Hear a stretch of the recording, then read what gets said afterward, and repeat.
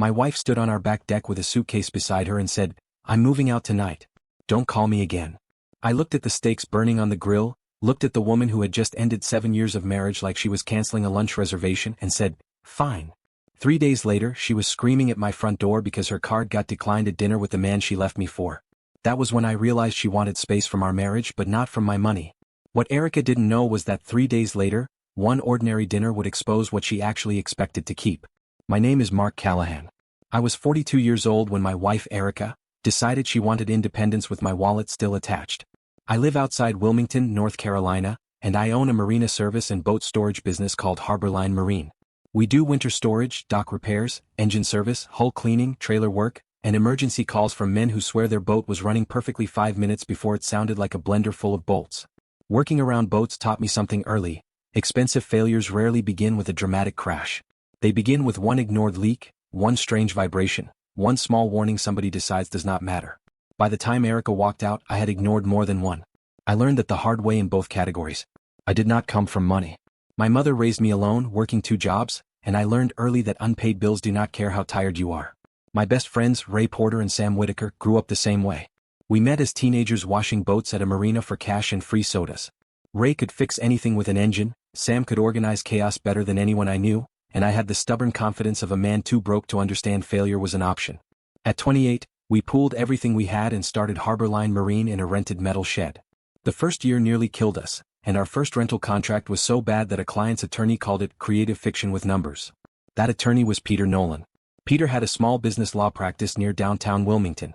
We repaired his father's old fishing boat after a storm, and he looked over our paperwork as a favor. He handed it back and said, "Mark, if a sneeze had liability, this contract would still lose." That was the beginning of a friendship that saved me years later. Peter helped us structure Harborline properly.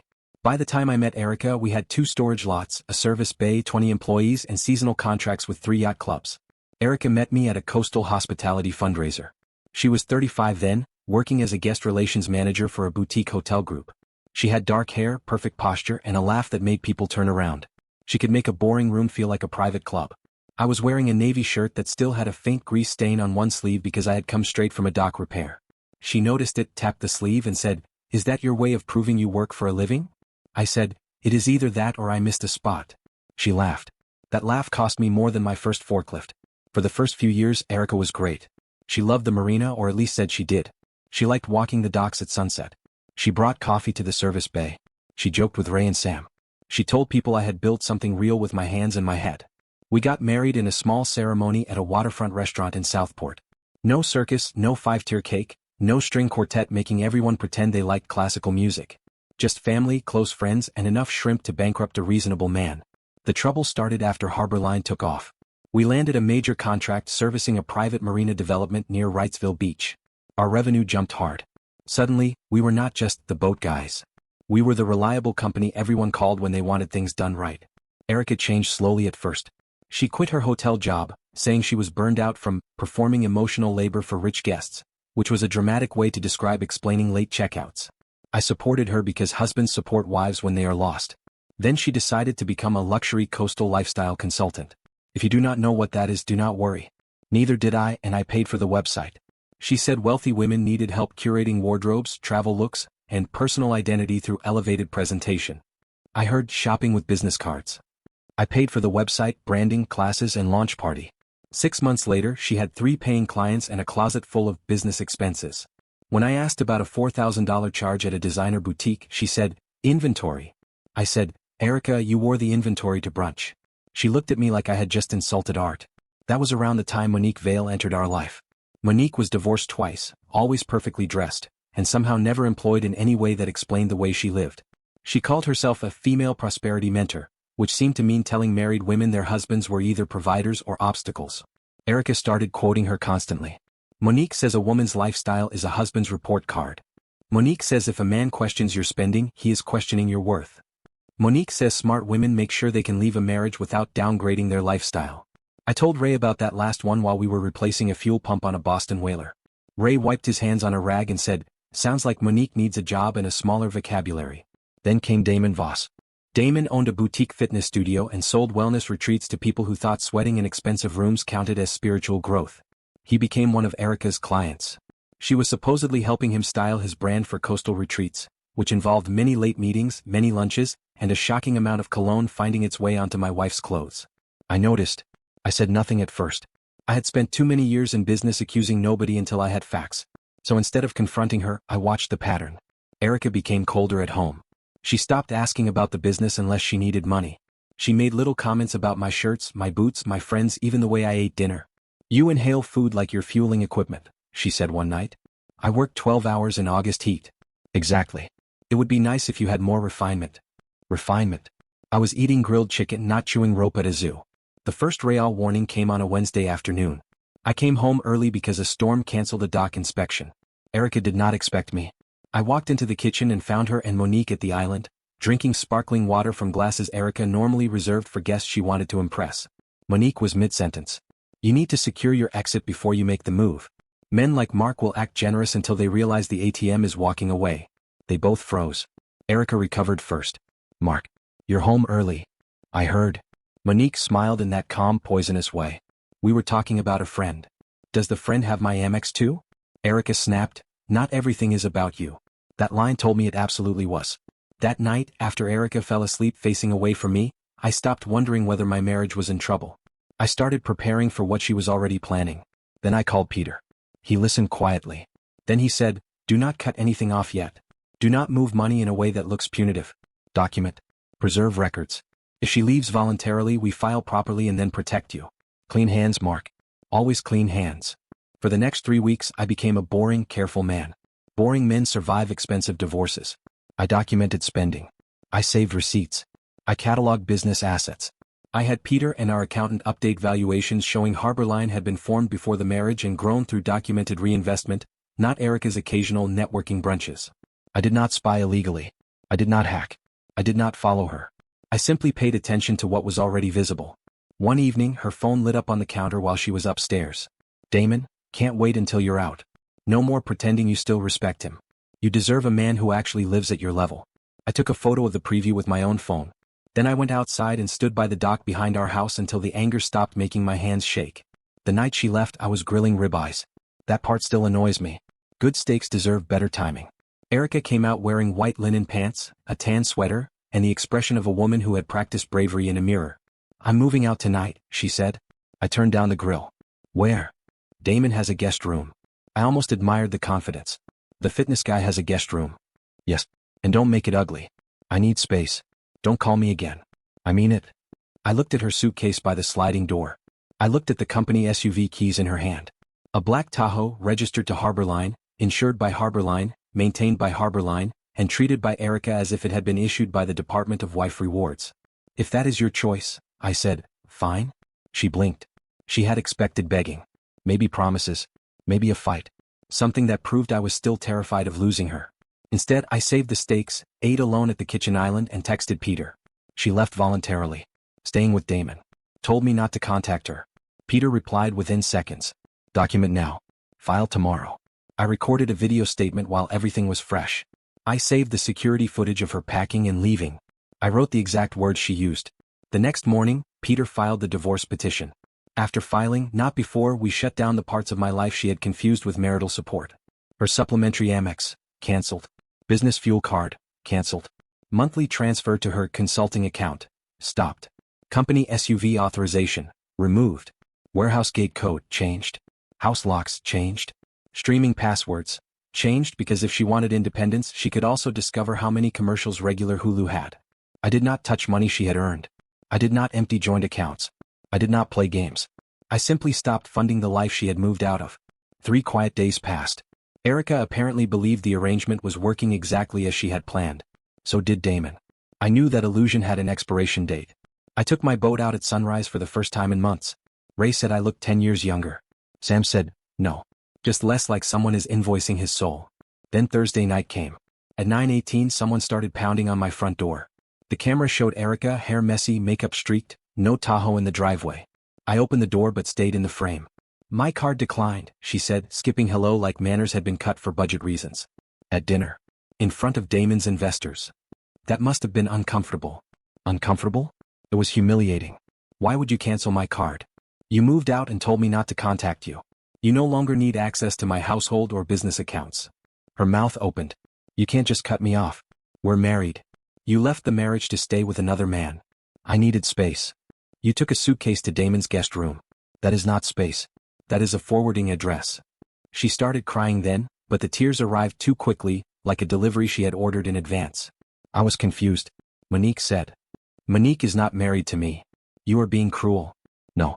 Cruel was planning your exit while spending my money and calling it growth. Her face hardened. Half of everything is mine. You think your little boat business scares me? My attorney will destroy you. That was when Peter's process server walked up the path. I had texted Peter when the doorbell camera showed Erica coming up the walk. The process server had already been trying to reach her, and Peter redirected him to the one place we now knew she would be. The server handed her the divorce papers. Erica stared at them. You filed? Yes. You can't do that. I just did. For the first time that night, Erica seemed to understand what had happened. She had told me to let her go and I had actually done it. Then she screamed.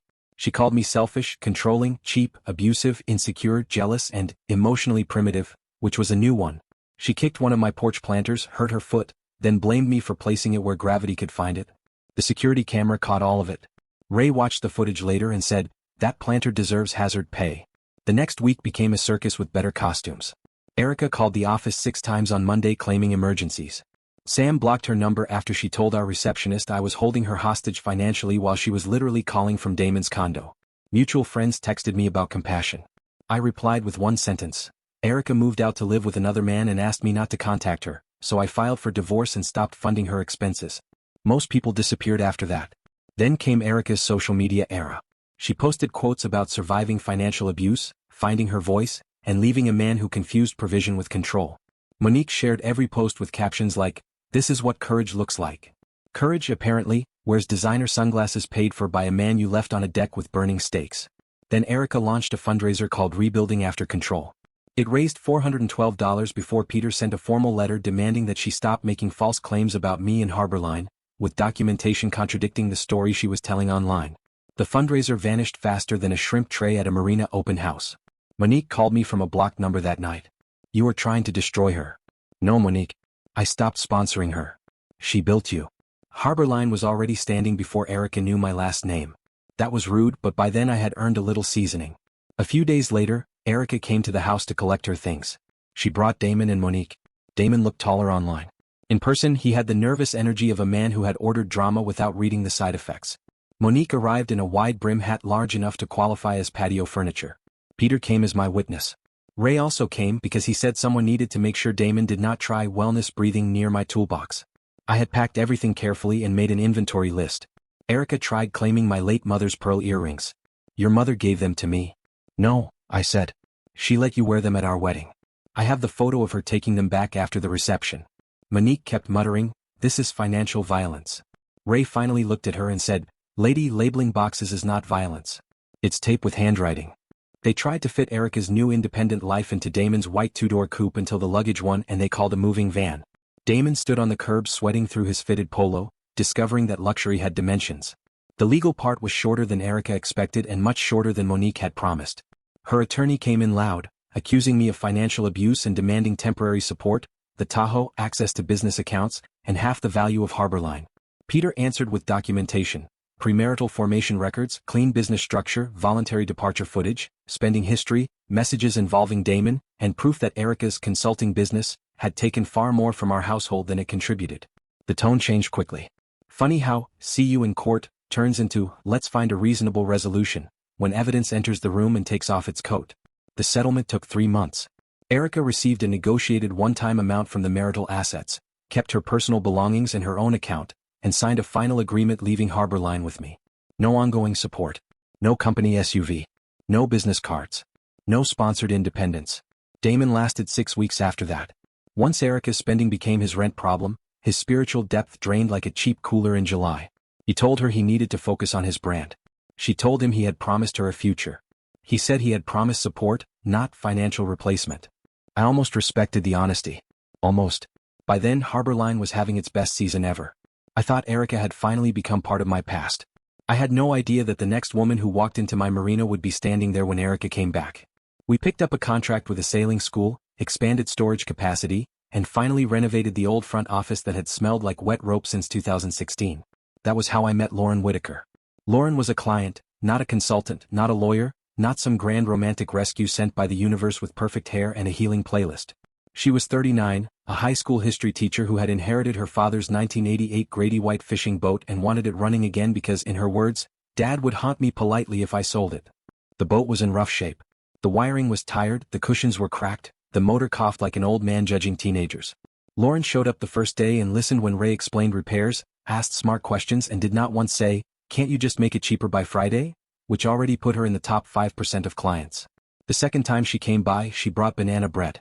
"My father believed mechanics work better when fed," she said. Ray took one bite and whispered, "Marry the bread." I told him to behave. Lauren never pushed, never pried, and never asked for the scandal details that had traveled through Wilmington. One afternoon, while we were testing her boat after repairs, the engine finally settled into a smooth idle. Lauren stood beside me at the helm, listening. "That sounds like relief," she said. I looked at her. Most people would have said it sounded better or strong or expensive. Relief was exactly right. 6 months after Erica left, she showed up at the marina during our fall customer day. Bad timing for her. Great lighting, unfortunately. She looked different. Less polished. Her hair was pulled back, her designer bag was gone, and the confidence Monique had inflated in her had leaked out somewhere between Damon's condo and reality. I saw her before she saw Lauren, who was arranging a plate of pumpkin muffins on the front counter for the staff because apparently she had adopted my entire business through baked goods. "Mark," Erica said quietly, "can we talk?" I stepped outside with her, away from customers. She looked at the boats lined up along the docks, the new office sign, Ray helping a family with life jackets, Sam talking to a yacht club manager. "You look good," she said. "I'm sleeping." She flinched. "Damon and I are done." I heard. Monique stopped answering my calls. She said my energy was too heavy. That is one way to say the money ran out. Erica looked down. "I thought leaving you would make me feel free. Instead, I found out how much of my life I had started treating like something I was simply entitled to." "No," I said. "You made a plan. The mistake was thinking I would keep paying for it." Her eyes filled. "I know I don't deserve to come back. I know that. But I miss my home. I miss the marina. I miss the life I kept telling myself was beneath me. And now I don't even have anywhere stable. Could you help me just a little? Alone. Something temporary." Behind the window, Lauren set down the muffin plate and looked away, giving me privacy without making a show of it. That small act told me more about her character than 100 speeches could have. I turned back to Erica. "You told me not to call." I was angry. "No. You were confident." She started crying, but this time the tears seemed tired instead of theatrical. "You're really going to leave me with nothing?" I thought about my mother stretching dollars until they screamed. Ray and Sam and me in that metal shed. Peter's careful advice. The porch camera. Damon's guest room. The planter that had taken more accountability than my wife. "No, Erica," I said. "You left with everything you chose. I just stopped adding myself to it." She wiped her face. "Who is she?" she asked, looking toward Lauren. "A client. And more? Maybe someday." That hurt her more than I expected. Not because Lauren was some glamorous replacement. Because Lauren was calm. Real. Standing in a place Erica had treated like a bank with boats, holding a plate of homemade muffins for men who worked with their hands. Erica left without another scene. For once. That evening, after customer day ended, Lauren stayed to help clean up paper plates even though I told her she did not have to. She smiled and said, "I know. That is usually when helping counts." We walked down to the dock as the sun dropped behind the storage yard. Her father's old boat sat in the water, running better than it had in years. "You okay?" she asked. I thought about the question. Then I nodded. "I am. And I meant it. Sometimes peace does not arrive like a parade. Sometimes it sounds like an old motor finally running smooth, friends laughing in the service bay, a woman placing warm muffins on your counter without asking what she can take, and a life that no longer has to fund someone else's fantasy of freedom." Erica wanted space.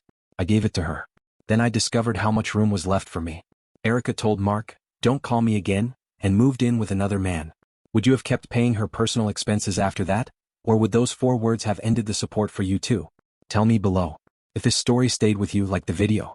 If you want stories that don't stop at betrayal, but follow the journey all the way to closure, subscribe to Elfix Tales. More stories about betrayal, truth, and the quiet strength to rebuild after Point X are coming.